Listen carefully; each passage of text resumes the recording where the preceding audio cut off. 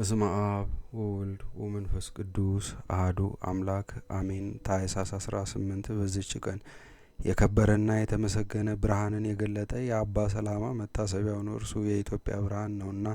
ዜናው ግን ሐምሌ 26 ተጽፏል። ለእግዚአብሔር ምስጋና ይሁን፣ በረከቱም ከኛ ጋር ትኑር ለዘላለሙ አሜን። በዚህችም ቀን የሐዋርያ የቅዱስ ጳውሎስ ደቀ መዝሙር የቲቶ ስጋ የአቅራጥስ ከሚባል አገር ወደ ቁስጥንጥንያ ከተማ የፈለሰበት መታሰቢያ ሆነ።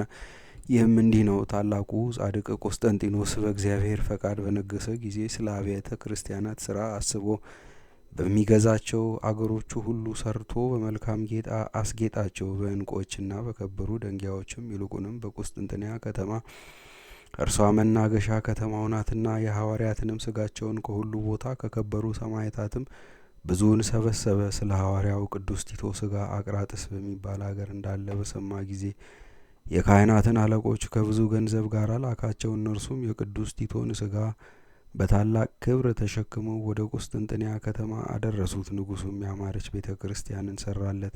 ስጋውንም ከከበረ ድንጋይ በተሰራ ሳጥን ውስጥ አኖሩ።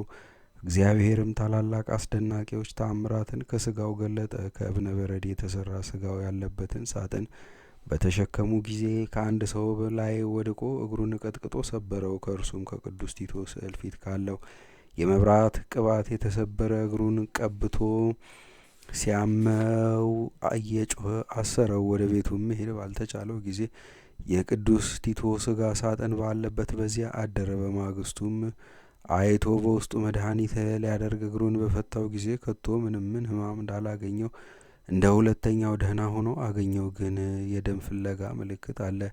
ይህን ድንቅ ስራ ያዩ እጅግ አደነቁ፣ እግዚአብሔርንም አመሰገኑት። እርሱም የዳነው ፈጽሞ እያመሰገነ ወደ ቤቱ ገባ። ለእግዚአብሔር ምስጋና ይሁን፣ እኛንም በሐዋርያው ቲቶ ጸሎት ይማረን፣ በረከቱም ከእኛ ጋር ትኑር ለዘላለሙ አሜን።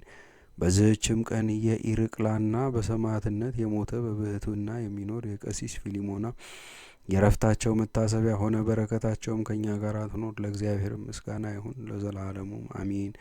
በዚህችም ቀን የፍርክዮን፣ የኢልኮዮን፣ የበሳንቅስ፣ የዮናስ የባልንጀሮቻቸው ሰማዕታትም መታሰቢያቸው፣ የአርሲስ፣ የዳስያ፣ የዲሞንም የስጋቸው ፍልሰት ሆነ። በረከታቸው ከኛ ጋር ይሁን ለዘላለሙ አሜን። በዚህችም ቀን የቅዱስ የሐዋርያ ቶማስ የስጋው ፍልሰት መታሰቢያ ሆነ። ከስጋውም አስደናቂዎች የሆኑ ብዙ ተአምራት በተገለጡ ጊዜ ቤተ ክርስቲያን ሰሩለት። ስጋውንም በውስጧ አኖሩ። በረከቱም ከእኛ ጋር ትኑር ለእግዚአብሔርም ምስጋና ይሁን ለዘላለሙም አሜን።